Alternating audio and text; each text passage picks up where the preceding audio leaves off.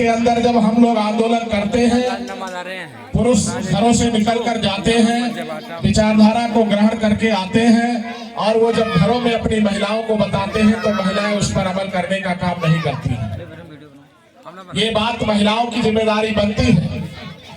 महिलाएं इस देश के अंदर इनकी आधी आबादी होती है, और महिलाएं जितने भी संस्कार करती हैं वो ब्राह्मणों के द्वारा बनाई गई व्यवस्था का पालन करती हैं और अपने महापुरुषों की विचारधारा को नहीं मानती है। महिलाएं अगर बेईमानों के द्वारा बताए गए त्योहारों को मानना बंद कर दे, उनकी व्यवस्था को मानना बंद कर दे, तो उनकी समस्या दूर हो जाए। अगर आज महिलाओं से पूछ लिया जाए कि तुम अवसान बीबी को दुर्दरैया चबवाती हो, लेकिन अवसान बीबी का क्या इतिहास है ये महिलाओं को नहीं पता। मैं तो ये समझ नहीं पाया अवसान बीबी है या फिर अवसान औरत है, मैं यही नहीं समझ पाया।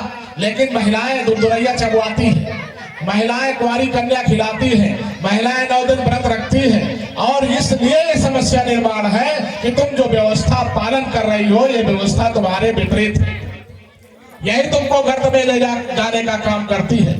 तुमको ये नहीं पता है कि आज तुमको अगर साड़ी पहनने का अधिकार मिला है, आज अगर कपड़े पहनने का अधिकार मिला है, तो ये अवसान बीबी की बदौलत नहीं मिला है। इस देश में 33 कोटि देवी और 56 कोटि देवता हुआ करते थे।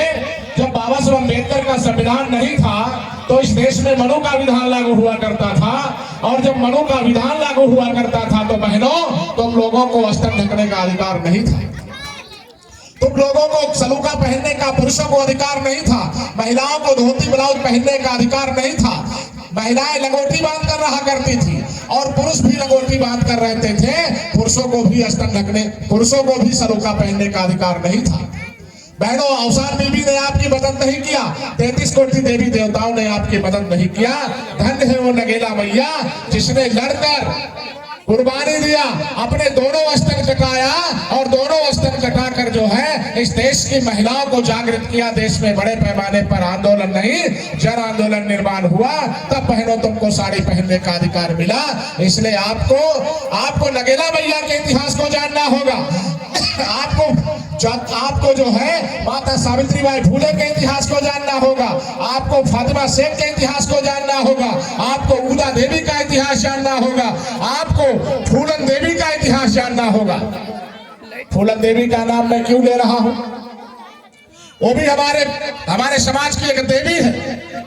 आज इस देश में, जब से इस देश में शासक जाति की बीजेपी सरकार आई है, पूरे देश में बड़े पैमाने पर महिलाओं के साथ, बच्चियों के साथ बलात्कार होता है, रेप होता है, और बड़े पैमाने पर सामूहिक रेप होता है, हत्याएं होती है। और ये सब बड़े पैमाने पर जो किया जा रहा है, इसका जीता जागता उदाहरण है कि फूलन देवी ने जो है, फूलन देवी के साथ यही घटना हुई थी, और फूलन देवी ने हथियार उठा लिया था, और फूलन देवी ने हथियार उठाकर दुश्मनों को लाइन से खड़ा करके गोली मारने का काम किया था। ये बात आपको समझना चाहिए, ये बात आपकी समझ में आनी चाहिए। आज की बच्चियां क्या करती हैं? आज की बच्चियां स्कूल को जाती हैं, मोबाइल जेब में रखकर जाती है, बस्ते में लेकर जाती है, और वो अनाप शनाप लड़कों से बातें करती हैं, उनसे संबंध बनाती है, और फिर आने वाले समय में उनके साथ जो शारीरिक संबंध बनता है, फिर विवाद खड़ा होता है, फिर उनके साथ रेप होता है, फिर घटनाएं होती है, फिर उनको मार दिया जाता है, उनकी हत्याएं कर दी जाती है, और ये बड़े पैमाने पर हो रहा है। इसलिए माताओं, आपसे निवेदन है, आप अपनी बेटियों को मोबाइल मत दीजिए, आप अपनी बेटियों को कहिए वो बस्ते में हंसिया रख कर ले जाएं, वो बस्ते में औजार लेकर ले जाएं, और वो झोले में औजार लेकर ले जाएं। रास्ते में अगर कोई आदमी उनके साथ आग उठाकर देखता है, बुरा कर्म करने को सोचता है, तो झुंझुना वो काम नहीं आएगा, वो औजार निकाल कर उन पर हमला करना होगा। तो आप तब उनकी आबरू बच सकती है, तब उनकी जो है इज्जत बच सकती है। इसलिए आप लोगों को फूलन देवी बनना होगा, तभी आपका कल्याण हो सकता है। आपको अपने घर में अपनी बेटी को फूलन देवी बनाना होगा। जो इस देश में बहुत सारी वीरांगनाएं पैदा हुई है, उन वीरांगनाओं के इतिहास को पढ़ना होगा, उन वीरांगनाओं के इतिहास को जानना होगा, क्योंकि आपकी रक्षा करने ये सरकार नहीं आएगी। ये जो आपके देश की सरकार है, जो योगी मोदी शासन में बैठे हुए हैं, ये योगी मोदी सरकार चलाने लायक नहीं है, ये नालायक घोषित हो चुके हैं, ये बड़े पैमाने पर नालायक घोषित हो चुके हैं। आपको पता है ये सारे के सारे जो है मुख नहीं मुखौटा है, ये रियल रिप्रेजेंटेटिव नहीं है, ये रखे हुए नॉमिनेट किए हुए लोग हैं और इनके बस का सरकार चलाना नहीं है। इसलिए आप लोगों को जो है अपनी रक्षा के लिए स्वयं अपनी रक्षा करना होगा। आपको पता है इस देश में दुश्मनों की व्यवस्था को मारने वाले हमारे लोग कितने हैं। बहुत सारे लोग कुंभ नहाने गए, बहुत सारे लोग कुंभ नहाने गए और सरकार इस देश में जो वर्तमान सरकार की मेन स्ट्रीम मीडिया है वहां पर घटना हुई और घटना में जो लोग मारे गए उनका आंकड़ा सरकार गलत देती है।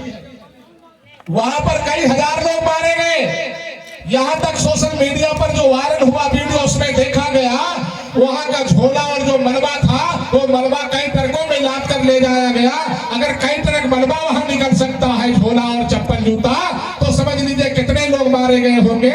ये मेन स्ट्रीम मीडिया जो है इस बात को छुपा रही है और जो दुश्मन लोग हैं, जो उनके भक्त लोग, जो भोग पाखंड आडंबर का प्रचार प्रसार कर रहे हैं, जो बाबा लोग हैं, वो कहते हैं कि नदी में जो कुंभ में जाकर वहां नहाए और नहाने के बाद मर गए घटना में, वो भगवान के वहां बैकुंठ चले गए। अरे वो बैकुंठ चले गए तो तुम यहाँ क्या बैठे कर रहे हो, यहाँ क्या बैठे कर रहे हो? तुमको भी जाकर वही नदी में डूब कर बैकुंठ चले जाना चाहिए। इसलिए बहनों, ये जो बेईमानों की बनाई हुई व्यवस्था है, इस व्यवस्था को आप लोगों को लात मारना होगा। अपने महापुरुषों के, अपने वीरांगनाओं के इतिहास को पढ़ना होगा, जानना होगा, समझना होगा, तभी तुम्हारा कल्याण होगा, तभी तुम्हारा जो है इस बुद्ध कथा का सच्चा उद्देश्य पूरा होगा, नहीं तो पूरा होने वाला नहीं है। आप इस भगवान और भगवैया के चक्कर में पूरी जिंदगी गंवा दोगे। आने वाले समय में 2025 चल रहा है, अभी जो है नौटंकी प्रयागराज में हो रही थी संविधान बदलने की, इस संविधान बदलने की कवायद में लगे हैं। जिस दिन ये संविधान बदल देंगे उस दिन आपके तन से कपड़ा उतर जाएगा, आपको कपड़ा पहनने का अधिकार खत्म हो जाएगा, आपको सड़क पर चलने का अधिकार खत्म हो जाएगा, आपको मकान में रहने का अधिकार खत्म हो जाएगा। ये बड़ी तैयारी चल रही है, इस तैयारी का विरोध कौन करेगा? समस्या हमारी है, समाधान अटल बिहारी नहीं होगा। बुखार हमको है तो दवाई हमको खाना पड़ेगा, ये लड़ाई आपको लड़ना पड़ेगा।